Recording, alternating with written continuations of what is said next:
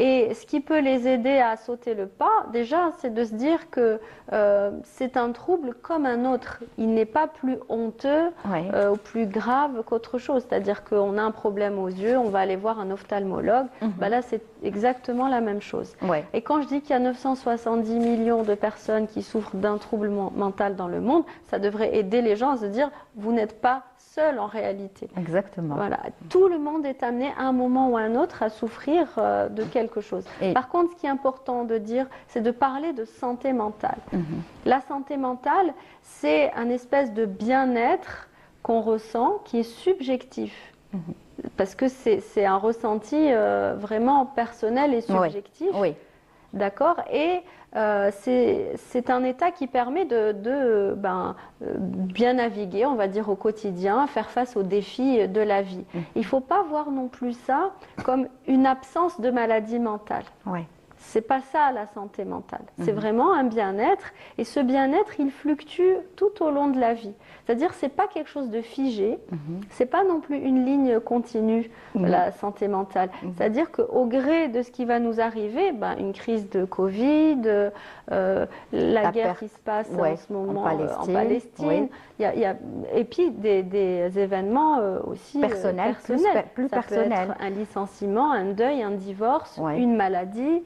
Tout ça vont impacter le psychique de la personne. D'où la nécessité d'aller consulter un psychologue. Et l'idée, c'est pas non plus d'attendre d'aller très très mal. Parfois, on peut y aller aussi juste pour se faire du bien. Absolument. Il y en a qui viennent pour. Ils me disent, moi, je voudrais comprendre certaines choses de mon fonctionnement. J'ai cette habitude-là et je voudrais comprendre. J'aimerais l'enlever. C'est comme faire un bilan, quoi. Oui. C'est comme on fait un bilan. C'est la même chose. Aller voir un psychologue pour pouvoir parler, dire voilà ce qui va pas. Je suis timide.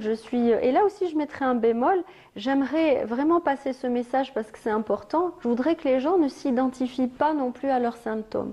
C'est-à-dire que quelqu'un qui souffre d'une dépression, je n'aime pas dire qu'il est dépressif.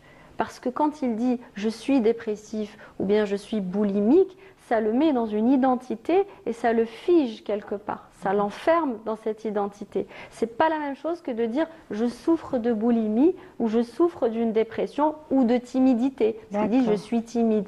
Donc en fait, on n'est pas nos comportements en réalité. Donc c'est bien de sortir de ça pour pouvoir quelque part s'autoriser à changer et les gens changent. Souvent on me dit mais c'est mon caractère. C'est ma personnalité. Moi, je le dis souvent.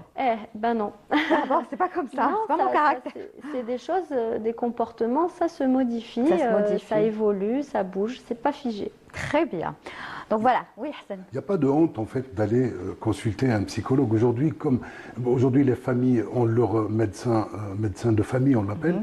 On a notre ophtalmologue, on a oui, médecin de famille. On peut avoir notre psychologue. Oui, parce que vous pouvez avoir un enfant, par exemple, insomniaque, un enfant qui n'arrive pas à dormir, vous partez consulter un psychologue. Exactement. Il vous aidera. Donc il n'y a pas de... Il n'y a pas de honte. Au contraire, il faut que ça fasse partie de notre mode de fonctionnement, d'une culture, quoi. La culture d'aller voir un psychologue. C'est un soin comme un autre, donc il faut le démystifier, ne pas le voir comme quelque chose de... Et aussi comme une faiblesse, parce que très souvent, et là je m'adresse particulièrement aux hommes, parce que eux, vraiment, ils ont cette injonction de la société qui leur inculque qu'il faut être toujours fort quand on est un homme, on n'a pas le droit de craquer ou d'être triste. Et du coup, j'ai envie de leur dire, débarrassez-vous aussi de cette idée reçue pour vous autoriser la vulnérabilité, pour justement pouvoir traiter ce qui est à l'origine de ça. Parce qu'avant tout, vous êtes un être humain. Absolument, ce n'est pas une faiblesse. Au contraire, je dirais même qu'il faut du courage. Pour pouvoir le faire. Beaucoup de force et de courage pour aller passer le pas de la porte chez le psy. Merci beaucoup, Ledmia Mbarak. C'était passionnant, intéressant, tout comme la chronique de Hassan Chemmaj.